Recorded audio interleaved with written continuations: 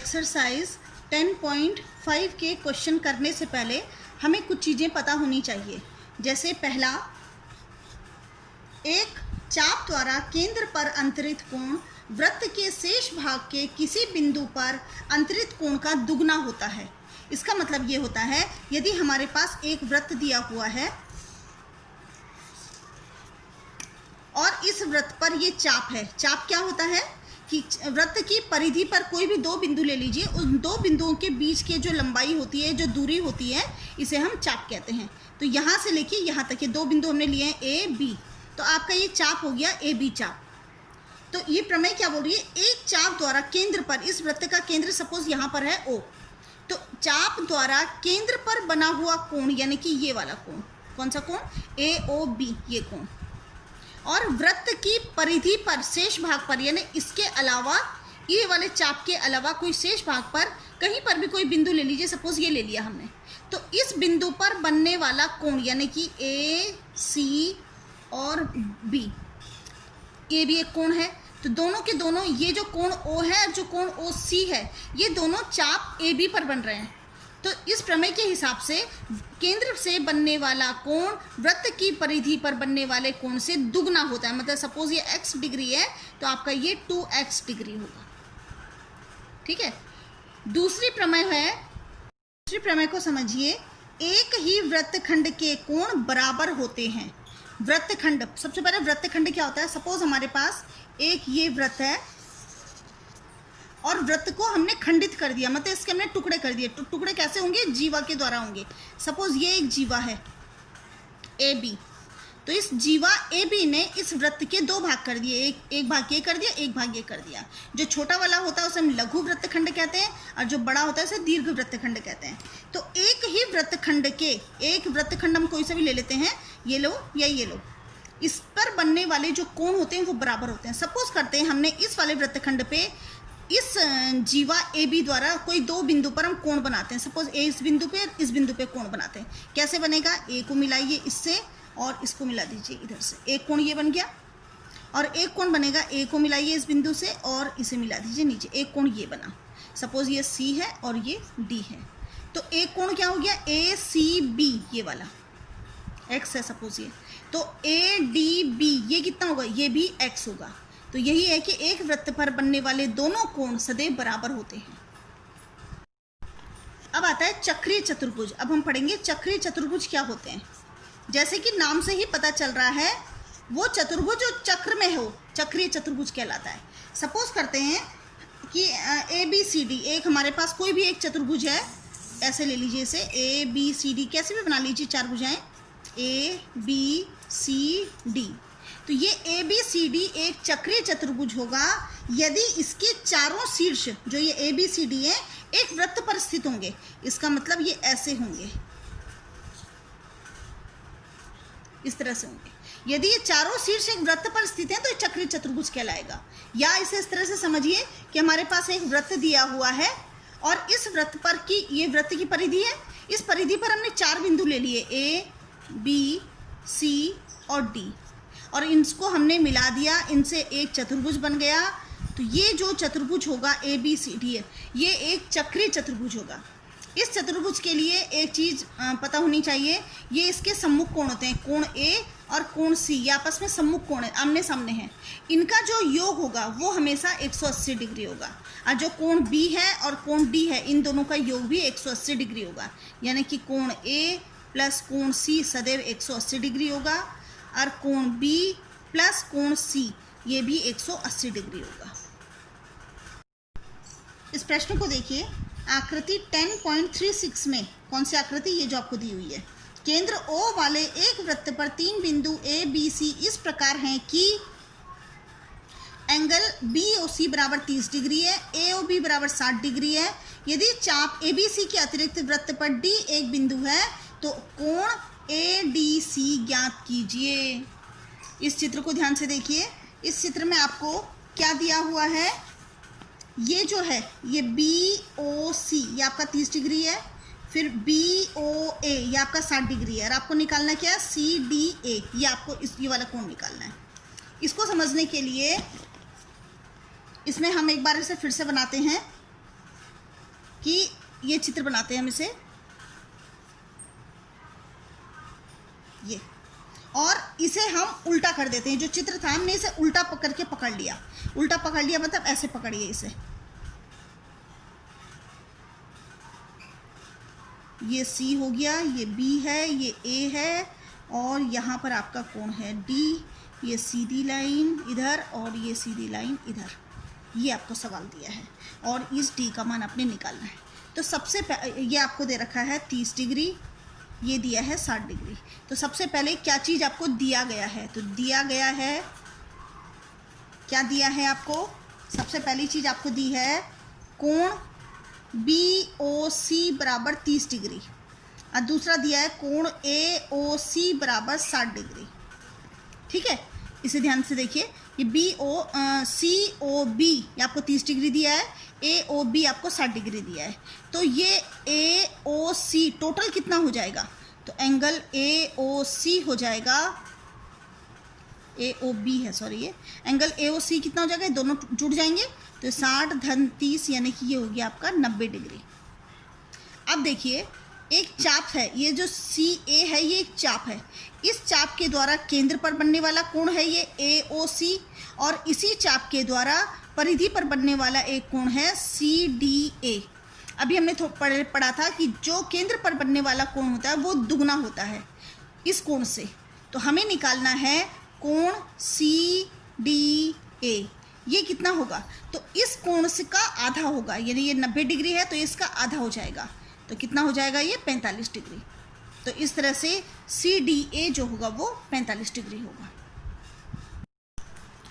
प्रश्न नंबर 2 देखिए, किसी वृत्त की एक जीवा केंद्र की त्रिज्या के बराबर है। जीवा द्वारा लघु चाप के किसी बिंदु पर अंतरित कोण ज्ञात कीजिए। दीर्घ चाप के किसी बिंदु पर भी अंतरित कोण ज्ञात कीजिए। इसमें ऐसा समझिए, एक ये वृत्त दिया हुआ है, इस वृत्त की एक जीवा त्रिज्या के बराबर है। सपोज करते हैं यहाँ पर केंद्र है O, एक त्रिज्या ये हो गई और एक त्रिज्या ये हो गई। ठीक है, और जो जीवा हमें दी है वो ये जीवा दी है, ये तीनों की तीनों भुजाएं बराबर हो गई। ये जीवा केंद्र की से जो दूरी है ना, त्रिज्या जो है वो बराबर है। तो सपोज करते हैं ये आपका है A और B, AB एक जीवा होगी। अब वो क्या बोल रहे हैं कि ये दूरी, भाई ये एक त्रिज्या है, ये एक त्रिज्या है, और ये इस जीवा के बराबर है ना, तीनों भुजाएं बराबर हो गई। तो ये जो त्रिभुज बना, ये किस तरह से त्रिभुज बना? ये एक समबाहु त्रिभुज बन गया। और हम जानते हैं कि समबाहु त्रिभुज के प्रत्येक कोण का जो मान होता है वो 60 डिग्री होता है। इसका मतलब ये 60 डिग्री होगा, ये 60 डिग्री होगा और ये भी 60 डिग्री होगा। या इसे इस तरह से मान लीजिए, तीनों भुजाएं बराबर हैं, इसलिए तीनों भुजाओं पर बनने वाला कोण भी बराबर होगा, तो ये 60 डिग्री है। अब ये बोल रहे हैं कि जीवा द्वारा, यानी इस जीवा द्वारा लघु चाप के, ये लघु चाप है, ये जो AB है, ये वाला जो चाप है ये लघु चाप कहलाएगा, और ये वाला जो चाप है ये दीर्घ चाप कहलाएगा। तो वो बोल रहे हैं किसी वृत्त की जहाँ जीवा द्वारा लघु चाप के किसी बिंदु पर अंतरित कोण ज्ञात कीजिए। ये एक जीवा है, इससे बनने वाले लघु चाप पर, सपोज इस बिंदु पर एक कोण बन रहा है ऐसा, और ये, इस कोण का मान ज्ञात कीजिए। इस वाले कोण का मान ज्ञात करने के लिए उसने बोला है, इसको हम नाम दे देते हैं, सपोज C नाम दे देते हैं, इसे हम C नाम दे देते हैं। ठीक है, तो लघु चाप पर कोण बन रहा है ACB, ये आपने ज्ञात करना है। दूसरा, इसी जीवा के द्वारा दीर्घ चाप पर बनने वाला कोण भी, सपोज करते हैं यहाँ पर ये दीर्घ चाप ये वाला हुआ, इस पर हमने कोई बिंदु पर एक कोण बन रहा है इसी जीवा के द्वारा, ये वाला और ये वाला, इस चाप, इस कोण को भी आपने ज्ञात करना है। सपोज करते हैं ये कोण हो गया आपका ADB, आपको ये दोनों के दोनों ज्ञात करने हैं। ठीक है, तो ये आपको ज्ञात करना है। और दिया क्या गया है, सबसे पहले वही लिखते हैं हम, दिया गया है, क्या दिया है आपको कि जो ये जीवा है ये त्रिज्या के बराबर है, जीवा त्रिज्या के बराबर है।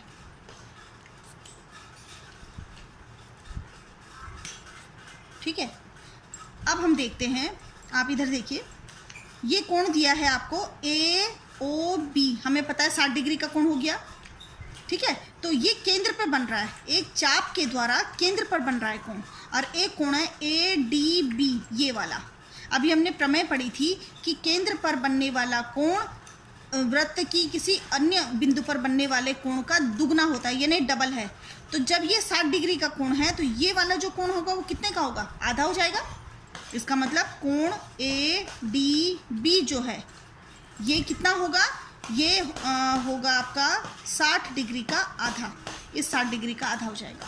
तो ये आपको निकल जाएगा 30 डिग्री का कोण।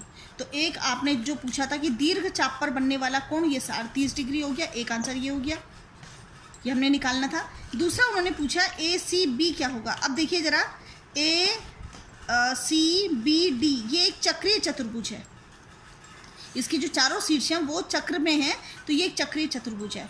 कौन सा, ACBD एक चक्रीय चतुर्भुज है। और चक्रीय चतुर्भुज के बारे में अभी हमने थोड़ी देर पहले पढ़ा था कि इसके जो सम्मुख कोण होते हैं वो एक, उनका जो योग होता है वो 180 डिग्री होता है। इसका मतलब कोण C प्लस कोण D ये आपका 180 डिग्री होगा, और कोण A और कोण B ये भी आपके 180 डिग्री होंगे। ठीक है, हमने निकालना क्या है, ACB। तो कोण D प्लस कोण C इन दोनों का मान 180 डिग्री होगा, और हमें पता है कोण D का मान, यानी ADB हमें पता है, अभी हमने निकाला था 30 डिग्री, तो ये 30 डिग्री हो गया। और तो कोण C निकल जाएगा आपका आराम से, ACB आराम से निकल जाएगा। कैसे, ACB का मान होगा 180, और इस 30 को इधर ले आइए, -30 बराबर 150 डिग्री। तो ये दीर्घ चाप पर बनने वाला कोण हो गया, ये वाला दीर्घ चाप पर बनने वाला कोण हो गया, और ये लघु चाप पर बनने वाला कोण हो गया। क्वेश्चन नंबर 3 देखिए, आकृति 10.3 में, ये आपकी आकृति दी हुई है 10.3 में कोण PQR बराबर 100 डिग्री है, जहां PQ तथा R है, केंद्र O वाले एक वृत्त पर स्थित बिंदु है, OPR ज्ञात करो। इस चित्र को हम, ये चित्र आप देख रहे हैं, इसे हम कॉपी में बना के देखते हैं। ये आपको केंद्र दिया है, एक वृत्त है, इसका केंद्र है O, ठीक है।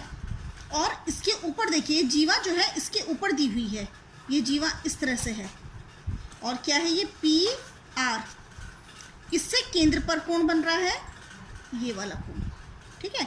और यहाँ पर भी ऊपर एक कोण बन रहा है, ये वाला कोण, ये कोण है आपका Q, और इस कोण का मान आपको दे रखा है 100 डिग्री। इसे आप इस तरह से समझिए, एक चाप के द्वारा, हमने एक प्रमेय अभी थोड़ी देर पहले पढ़ी थी, एक चाप द्वारा केंद्र पर बनने वाला कोण दुगना होता है बजाय किसके, कि परिधि पर किसी बिंदु पर कोण बन रहा हो। तो हमारे पास चाप है PR, ये एक चाप है, ये केंद्र से ऊपर है, मतलब बड़ा चाप है।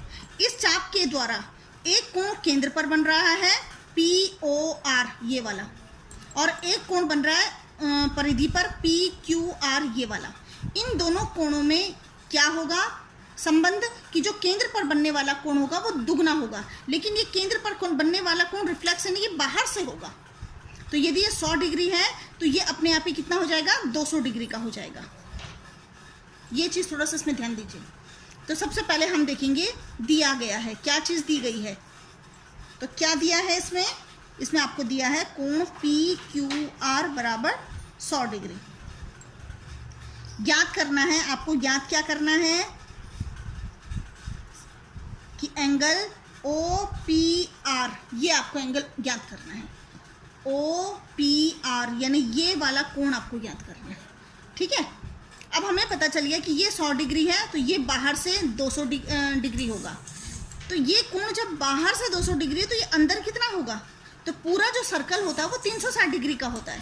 उसमें से जब 200 ये वाला है तो अंदर वाला जो POR है, अंदर का कोण POR ये कितना होगा, तो 360 में से हम 200 को घटा देंगे, तो 360 में से हमने 200 घटाए तो आपका ये कोण हो गया 160 डिग्री, यानी ये कोण जो है वो 160 डिग्री का हुआ।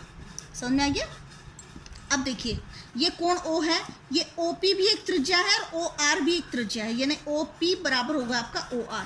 तो जब ये दो त्रिज्याएं हैं, दोनों त्रिज्याएं आपस में बराबर होंगी तो इनसे बनने वाला कोण भी बराबर होगा, यानी इससे बनने वाला कोण होगा R और इससे बनने वाला कोण होगा P, यानी कि कोण P जो होगा वो कोण R के बराबर होगा। ठीक है। अब हमें पता है कि एक कोण 160 डिग्री का है। ये एक त्रिभुज बन रहा है OPR, ये एक त्रिभुज है। तो त्रिभुज OPR में जो कोण होगा O प्लस कोण होगा P और प्लस कोण होगा R, ये तीनों का जो योग होगा वो 180 डिग्री होगा। हमें पता है कि त्रिभुज के तीनों अंतःकोणों का योग 180 डिग्री होता है। अब देखिए कोण O आपका 160 डिग्री है प्लस कोण P और कोण R दोनों के दोनों बराबर होंगे। तो कोण P लिखा हमने प्लस कोण R भी उतना ही होगा जितना कोण P होगा, और ये हो गया आपका 180 डिग्री। तो कितना हो गया ये हो गया 2 कोण P बराबर 180 माइनस 160, यानी कि कोण P आपका निकल गया है 20 डिग्री और ये 2 लिया, ये बटे 2 यानी 10 डिग्री। तो कोण P आपका 10 डिग्री निकला। कोण P मतलब कौन सा OPR, तो कोण OPR जो हमें ज्ञात करना था ये आपका 10 डिग्री निकल गया।